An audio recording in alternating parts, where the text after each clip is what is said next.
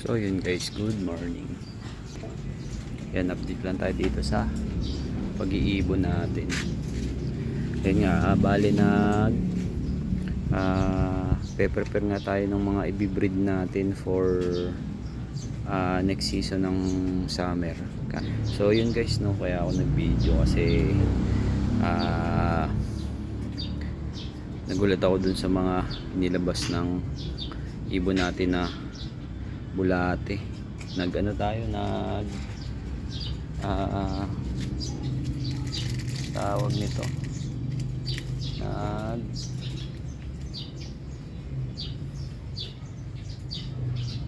ang tawag dito, sa dulo ng dila ako, kalimutan ko ng tawag dito, purga tayo ng ibon natin.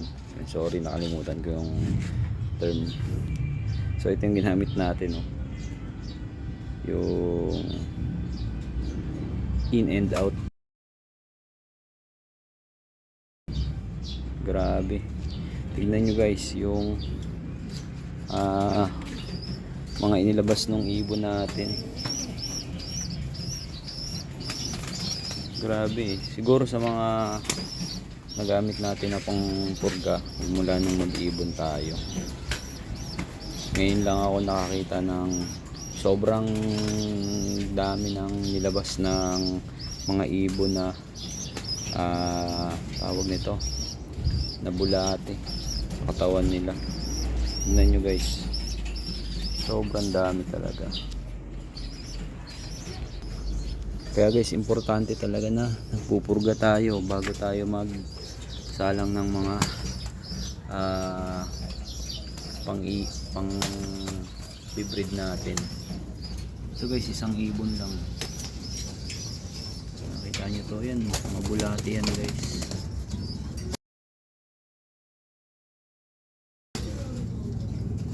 Dami, sobra, grabe.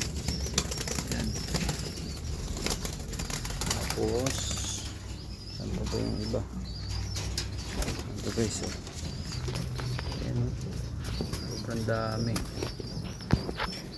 Ayun, yun pa.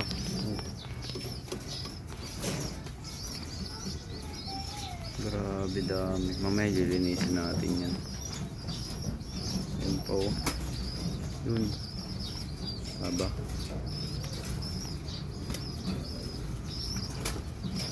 Yun. Ayun. Yun. Sobrang dami. Ayan guys, ayan, pasintabi po sa mga kumakain. Grabe dami. Ayan pa guys. So yan, sa pangpurga. Ayan. Ayan, masasabi ko ang pinakamainam na pangpurgang ginamit natin. Yun nga lang, medyo stress yung ibon dito kasi sinusuka talaga nila. Pero sulit.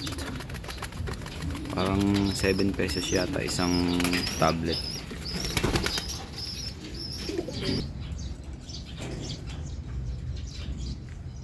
So yun lang guys, yun lang naman. Sinare ko lang sa inyo yung epekto nung na pampurga. Ito ako nagulat, sobrang dami. Yan. Isang ibon lang. Kitang kita ko pa nung niluwa ng ibon, sinuka ng ibon. Grabe.